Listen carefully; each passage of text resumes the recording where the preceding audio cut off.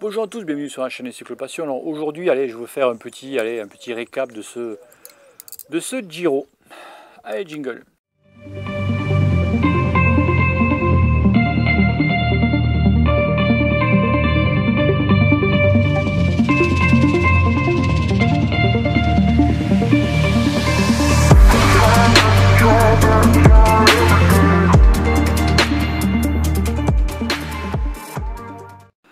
Alors oui, je vais faire un petit récap de ce Giro. Je voulais pas trop le faire, mais certains d'entre vous m'ont dit, alors Bruno, qu'est-ce que tu penses de ce Giro? Qu'est-ce que tu penses de Froome et tout?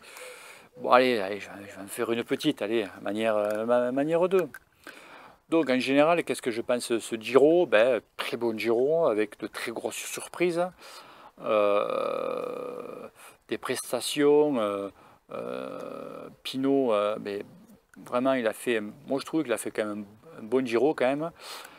Après, bon, Dumoulin, pareil. Moi surtout, ça a été quand même ben, la Sky, quoi.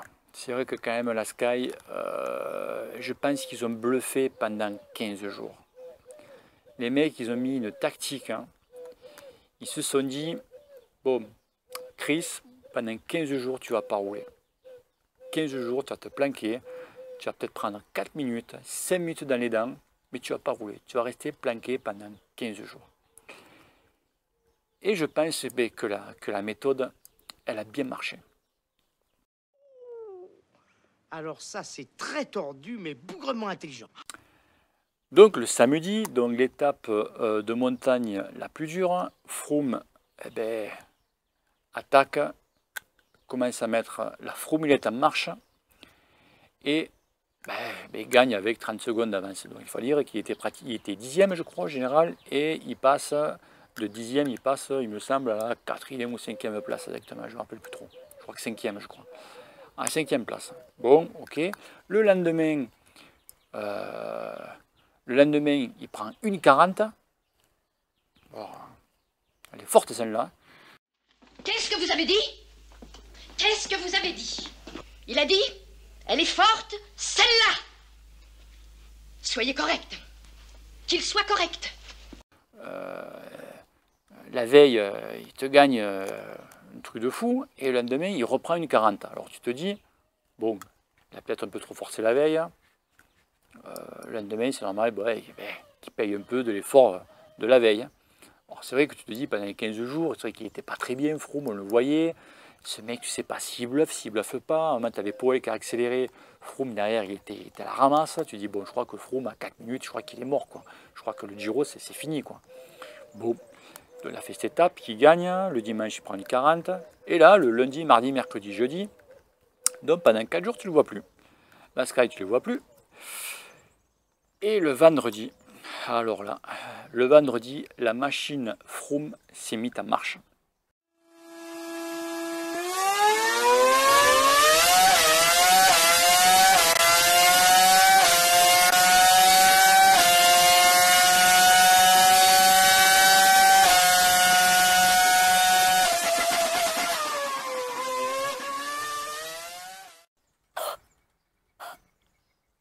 Oh, pardon. Donc la machine Froome s'est mise en marche. Et là, il te pose une mine à 80 km de l'arrivée. Il lui restait encore pratiquement un col et demi à passer.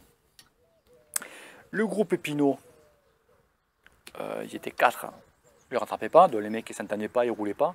Il faut être abruti quand même. Et ben, le peloton hasta luego. Sanmonietz, ben, lui,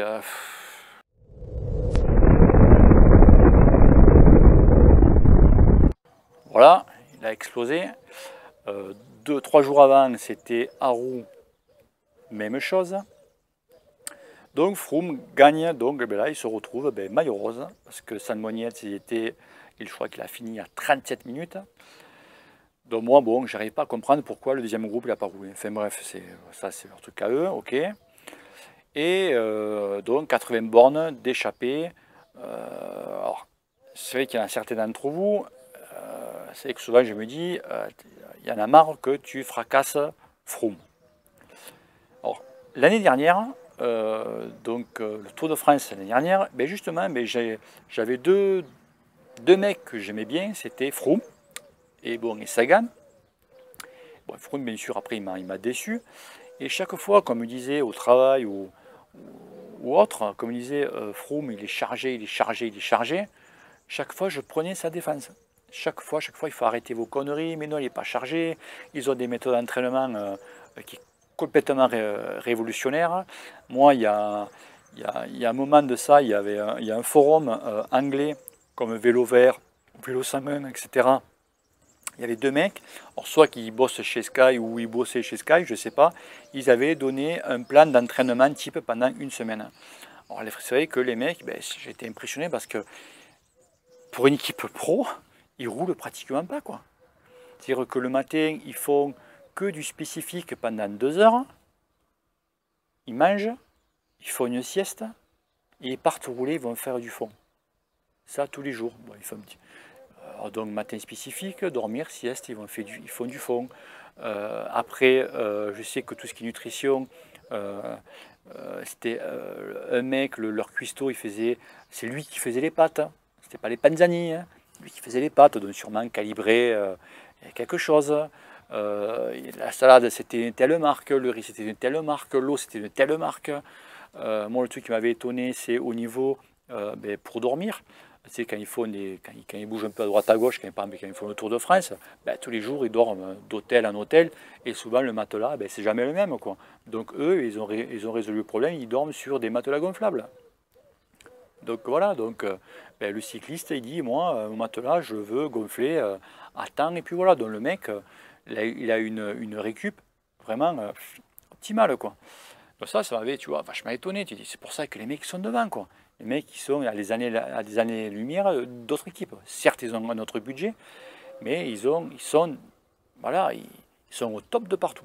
Bon, après, il est arrivé ce qui arriva. Donc c'est pour ça que, bon, maintenant, je fracasse Froome, quoi. Et après, pour revenir au Giro, à un moment, je regardais un petit peu, donc il a fait cette attaque, il était à plus de 100 tours de tours de pédale, quoi. Sur une pente à, je crois que c'était 8% ou 9%, à 100 tours de pédale. Oh, 100 tours de pédale à 8%, je crois qu'il montait à 28 km/h. 28 km/h, mais c'est un truc de fou. Même à un moment, le commentateur, il ne comprenait pas, il disait, bon, le mec, il ne pouvait pas dire qu'il était chargé ou il avait un moteur dans le vélo, tu vois un peu le truc. Mais c'est vrai que le mec, il est quand même impressionnant. Alors j'espère qu'il était propre, hein. Moi je veux pas, vous savez, je suis contre le dopage, j'espère que Froome il était propre. Si c'est le cas, franchement, ce mec, c'est un extraterrestre, quoi. C'est impressionnant. Donc il gagne donc cette étape avec plus de 4 minutes, donc il passe maillot rose. Le lendemain, notre Pinot, notre Français, ça a été fini pour lui, quoi, aussi. Bon, respect à lui, le mec qui était là dans toutes les attaques de montagne, le mec qui était là à chaque fois, partout. Je pense que le mec il s'est trop donné, quoi. Déjà, respect à lui de ne pas avoir abandonné, parce que vraiment, je pense qu'il a dû passer quand même. Je me demande même s'il n'a pas croisé l'homme à la faucille, tu vois. Parce qu'à un moment, il zigzaguait sur la route, il n'en pouvait plus, peu cher. J'avoue qu'il a dû passer un sale moment, quoi. Et ça aussi, pour revenir aussi aux journalistes, qu'on ne fasse pas gober que le mec il était en déshydratation. Il faut arrêter vos conneries. Non, à ce niveau-là, t'es pas en déshydratation, et c'est pas possible.